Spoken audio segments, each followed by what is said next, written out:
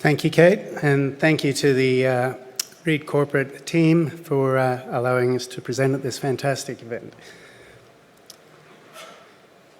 As Kate mentioned, we have just finished a drill program in Victoria. It was cold and wet, but we got it done. We quite like what we see, but we're waiting for results. So really, what do you get with Stavely? We have big targets, so we don't go for little things. We go for porphyries, we go for big nickel deposits, and at the moment we're going for a couple of gold targets that we really like and do have scale potential. We are a first mover both up in the West Kimberley and also in the Stavely province in Western Victoria. Probably not well known to the audience, but where we are in Stavely used to be the eastern margin of Australia. So just like at the Andes, where they have subducting oceanic plate coming underneath the western side of South America, the Andes mountains with volcanoes, etc., porphyry copper deposits, big gold deposits, well, that's exactly what was where we are in the Stavely province 500 million years ago on the east coast of Australia. So the Stavely project, we made a copper discovery in 2019, 2 years drilling it out during COVID, with a mineral resource of just shy of 10 million tonnes at 1.25% copper and a quarter gram gold, pretty much from surface down to about 300 metres. It remains open, along with a small VMS deposit that we have near Ararat and a chalcocite blanket above the Cayley lode.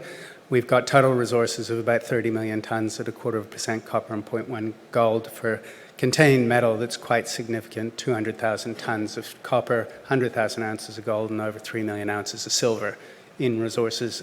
Well drilled, well defined, a majority of that in indicated resources. So how do we leverage value for that Cayley lode discovery? It's a significant deposit, yet we're only a $10 million company, so we're not really seeing value reflected in the share price or the market capitalization. So we have a two-pronged strategy, if you will, to realize value, and that is A, discover more copper resources, and we have a junction prospect where we were generating fantastic air core results early last year, and then lost access. That property is likely to transact shortly, so we'll regain access, is our belief, and we'll continue to pursue that copper opportunity.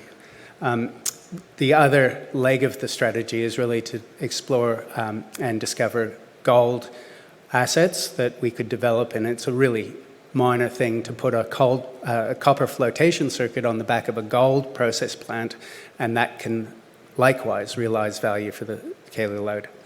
So the regional discovery opportunities for gold, Fairview North, we've just finished drilling after a very successful phase 1, so we've just completed phase 2. Likewise, Fairview South in phase 1, we drilled one single hole, got 40 metres at almost 2 grams from surface, and we just completed a second hole there, but waiting for soil logger results to the south so that then we can target a follow-up program of RC drilling. And then later in the year, we'll work up this S41 breccia-hosted gold target. It's a large target, 2 kilometres by 750 metres. We've only got one diamond hole into it, and the purpose of that hole was just to tell us what type of deposit this is, and it's very exciting. These are the most prolific gold producers in the Southwest Pacific Rim, the breccia-hosted deposits, and we've got one. So as mentioned, so we control these volcanic belts. The coloured image on the right-hand side there is the magnetics. We've got about 130 kilometres of this Andean-style continental margin volcanic belt. The vast majority of it is undercover, so about 80% undercover, which is both alluvium and transported material, but also much younger basalts that tends to be about 20 to 50 metres thick. And that is the case with the S41 prospect. It was a geophysical feature that we drilled underneath 50 metres of basalt and discovered the gold mineralised breccia pipe. So very exciting. Two other areas where we've just completed drilling, again, a second phase, Fairview North and Fairview South.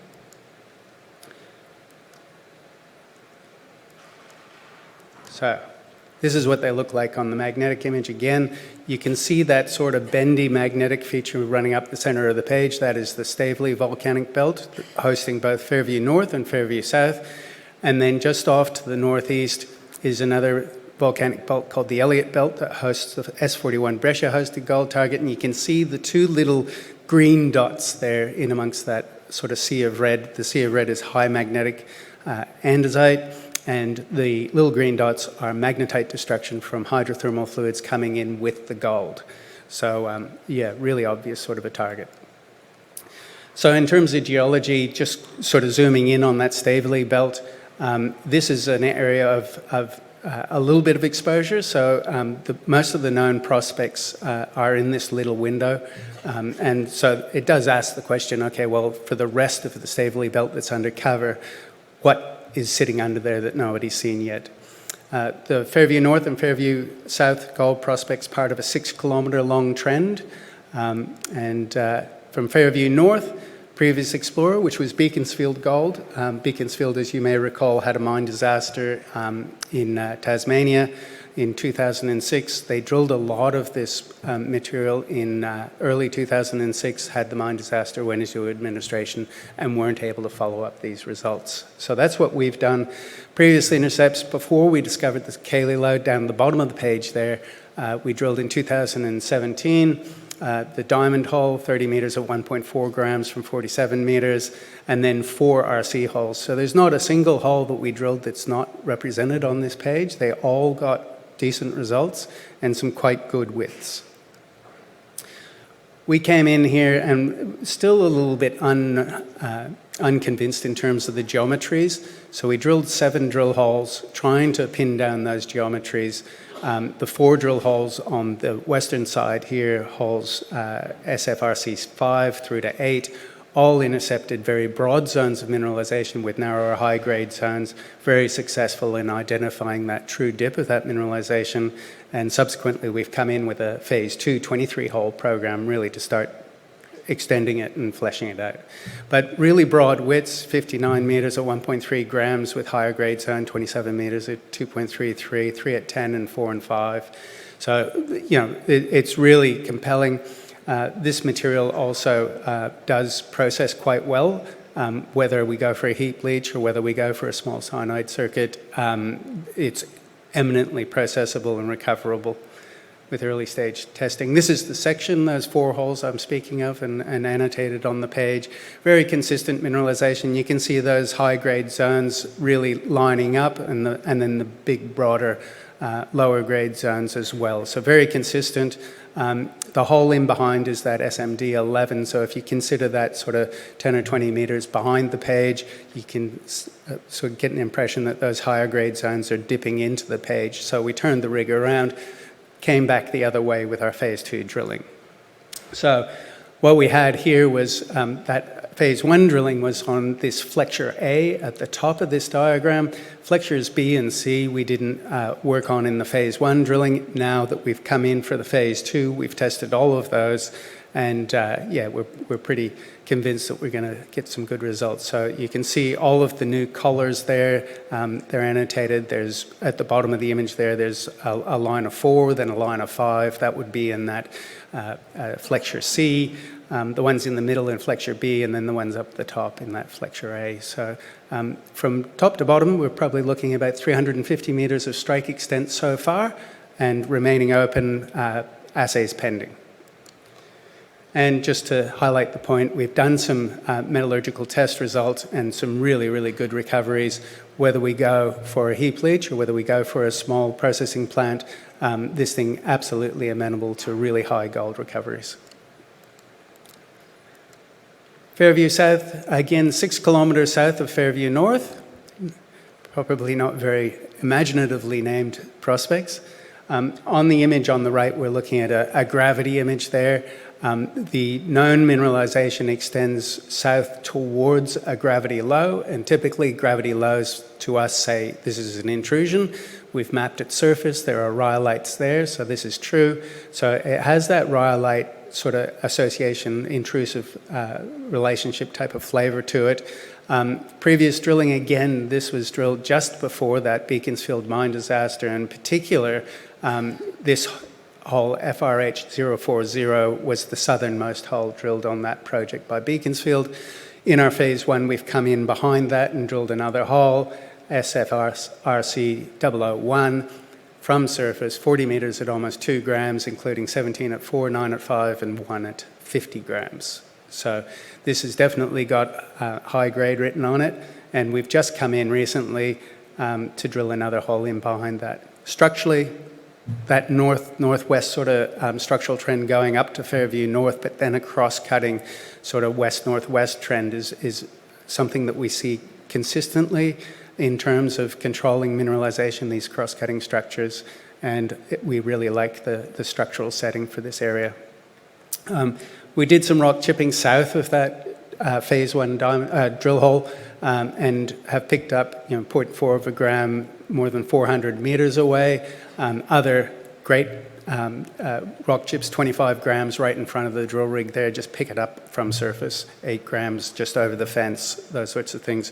So this looks like a real system to us, and we've just done, in that green area, soil auger, and we're just starting to get some results back from that, and once we get those results back, that will determine where we're going to drill in our phase 3 drilling program here that we expect will come through in about November and drill that.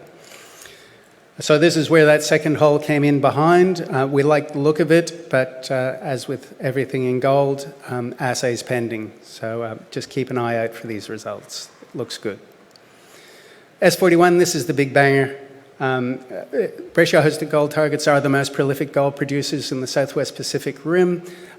In Queensland here, think Kidston, Mount Lation, both 5 million ounce deposits. In Borneo, Kilian, I worked up in there back in the day, back in that area. Really prolific gold producers. So this was the one that was sitting a little bit off to the northeast. It's got that red tag in the middle of the blue area there. We identified it both from magnetics and this gravity gradiometer survey that we flew. And this is what it looks like. On the left-hand image, we've got the magnetic. So you see those 2 green donuts sitting in the middle of the sea of red there.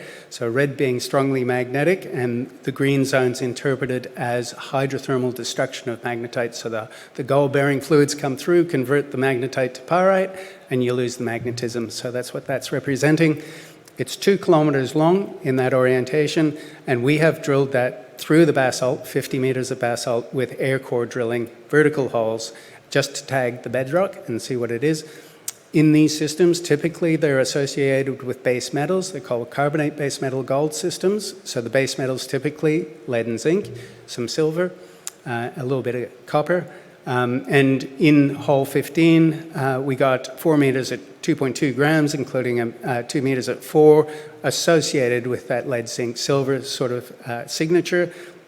Very convincing for us. And we've come in and we've drilled a single diamond hole there. But just noting the scale here, 2 kilometers long, about 750 meters in the northeast orientation, and those air core drill holes are 400 meters apart. So 3 football fields between drill holes. So the diamond hole, what did it tell us? Well, it did go into this Breccia pipe, confirmed with consultants like Scott Halley, Greg Corbett, etc. We got a meter at 2, which is not totally compelling, 37 meters at 0.1, but the thing about these Breccia systems is that they're not consistently mineralized. They're typically well mineralized on the margins, and we're in the guts of it here. So we're not in the best part. It's a big system.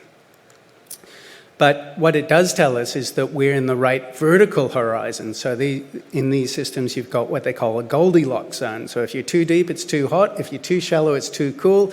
If you're right in the right zone, that's where the gold precipitates. So we call it the Goldilocks gold zone. And what we see in terms of the cool and hot, upper and lower, you're too deep, too shallow, but we're in the sweet spot because we're seeing all of these indicators that says that the gold zone is either at or just below where we've drilled. So that's the good news. And just to illustrate the point, this is Kidston deposit here in North Queensland. This was a 5 million ounce deposit, And the gold mineralization in yellow there is on the margins of that pipe at a particular horizon vertically. If you drill too deep, you get into the much hotter moly, copper, bismuth sort of zones, no good for gold. If you're too high up, anchorite, pyrite, well, the gold zone is behind you, below you, and that's probably where you want to be, and that's where we see ourselves. So the program here is that we're going to do some geophysics, IP, and then we're going to drill it. And just to illustrate on Kidston, that's the 400 by 400 program that we've currently got, for example. If we tighten it up to 200 by 200, this is what it looks like. You get a much better feel of where your targets are, and that's what we're going to do. So our program is pretty well laid out, drill intensive, high impact over the next 9 months or so, 3 separate targets that we're bringing through, and a track record of delivery and creating value for shareholders. So thank you very much for your attention, and enjoy the rest of your conference.